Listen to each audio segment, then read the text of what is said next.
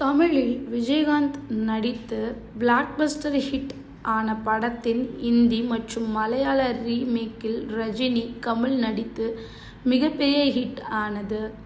1980களில் ரஜினிகாந்த் மற்றும் கமல்ஹாசன் தமிழ் சினிமாவில் உச்ச நடிகர்களாக வலம் வந்தனர். இவர்களுக்கு போட்டியாக மற்றொரு மாஸ் ஹீரோ என்றால் அது விஜயகாந்த் தான். சினிமாவில் தனக்கென ஒரு தனி பாணியை உருவாக்கி அதில் வெற்றியும் கண்டார் விஜயகாந்த். இவர் தனக்கென ஒரு தனி கொள்கையையும் வைத்திருந்தார். அதன்படி எத்தனை கோடி கொடுத்தாலும் தமிழ் தவிர மற்ற மொழி படங்களில் நடிக்க மாட்டேன் என்பதில் தீர்க்கமாக இருந்தார். ஆனால் அவரின் சமகால ஹீரோக்களான ரஜினிகாந்தும் கமல்ஹாசனும் தமிழ் மட்டுமின்றி தெலுங்கு, மலையாளம், இந்தி என பல்வேறு படங்களில் நடித்து வந்தனர்.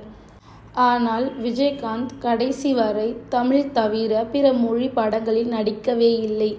அந்த காலகட்டங்களில் தமிழ் மொழியில் ஹிட்டான படங்களை பிற மொழிகளில் அதிகளவில் ரீமேக் செய்து வந்தனர். அப்படி விஜயகாந்தின் ஒரு சூப்பர் டூப்பர் ஹிட் படத்தின் ரீமேக்கில் ரஜினி, கமல் நடித்து அப்படங்கள் வெற்றி பெற்ற சம்பவத்தை பற்றி பார்க்கலாம்.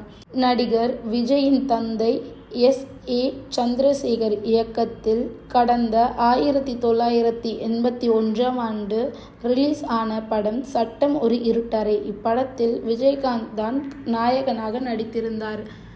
இப்படம் தமிழில் சக்கைப்போடு போட்டதை அடுத்து இதனை இந்தி மற்றும் மலையாளத்தில் ரீமேக் செய்ய முடிவெடுத்தனர். சட்டம் ஒரு இருட்டறை படம் ரிலீஸ் ஆனபோது இப்படி ஒரு நமக்கு கிடைக்கவில்லையே என ரஜினிகாந்த் மற்றும் கமல்ஹாசன் ஃபீல் பண்ணியிருக்காங்களாம். அப்படத்தை ரீமேக் செய்யும் தகவல் அறிந்த இருவரும் அதில் நடிக்க உடனடியாக ஓகே சொல்லியிருக்காங்க.